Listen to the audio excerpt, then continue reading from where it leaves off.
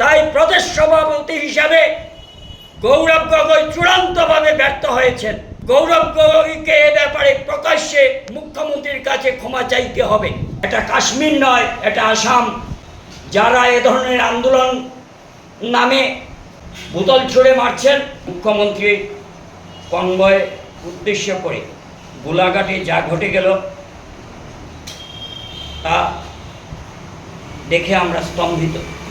যেখানে খোদ আসামের মুখ্যমন্ত্রী গাড়ির উপর বোতল ছুঁড়া হলো, এখানে গণতন্ত্র আজ পদদলিত, এখানে গণতান্ত্রিক আন্দোলনের নামে সন্ত্রাসী কায়দায় আন্দোলন চলছে।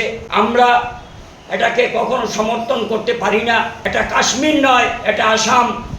যারা এ ধরনের আন্দোলন নামে বোতল ছুঁড়ে মারছেন তাদেরকে আমরা হুঁশিয়ারি করে জানিয়ে দিতে চাই, আসামের মুখ্যমন্ত্রীর মান সম্মান আমাদের মান সম্মান। তাই যারা এ ধরনের জঘন্যতম কাজ করছে তাদের প্রত্যেককে দৃষ্টান্তমূলক শাস্তি দেওয়া হোক। আজকে প্রদেশ সভাপতি হিসাবে গৌরব গগৈ চূড়ান্তভাবে ব্যর্থ। তার দলের কোনো নিয়ন্ত্রণ সেখানে নেই, উনি সম্পূর্ণভাবে ডিকন্ট্রোল। তাই প্রদেশ সভাপতি হিসাবে গৌরব গগৈ চূড়ান্তভাবে ব্যর্থ হয়েছেন। গৌরব গগৈকে এ ব্যাপারে প্রকাশ্যে মুখ্যমন্ত্রীর কাছে ক্ষমা চাইতে হবে। আর যদি উনি ক্ষমা না চান তাহলে তাকে বরাকে ঢুকতে আমরা প্রতিরোধ করে তুলব যে এ ধরনের নোংরা রাজনীতি আকশা বরদাস্ত করবে না।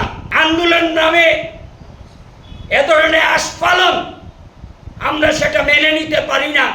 যারা আজকে বোতল ছুঁড়ে মারছে কালকে পাথর ছুঁড়ে মারবে। এটা কাশ্মীর নয়, এটা আসাম।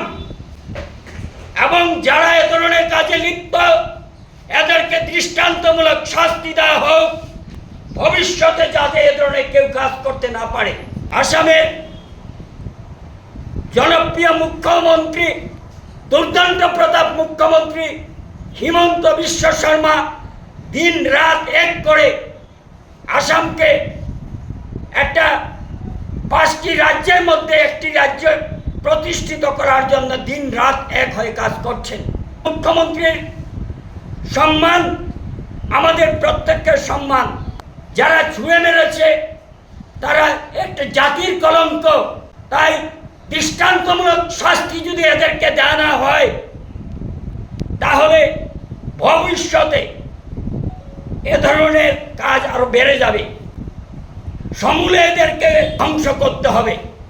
গোলাঘাটে যা ঘটে গেল, আসামের কোনো রাজ্যে যাতে এ ধরনের কাজ করার সাহস না দেখায় তার জন্য এদেরকে দৃষ্টান্তমূলক শাস্তি প্রদান করতেই হবে। গৌরব গগৈ চূড়ান্তভাবে ব্যর্থ হয়েছেন এবং উনি ক্ষমতায় সভাপতি হয়ে আসার পর একটা জঘন্যতম কাণ্ড হলো। কংগ্রেসি ভাইয়েরা যারা আছেন তাদের প্রতিবাদ করা উচিত ছিল, কিন্তু এরা কোনো পেটে বসে আছেন। ধরনের কাণ্ড গণতন্ত্র বিরোধী। তাই আমরা এ ধরনের কাজকে কখনো সমর্থন করতে পারি না।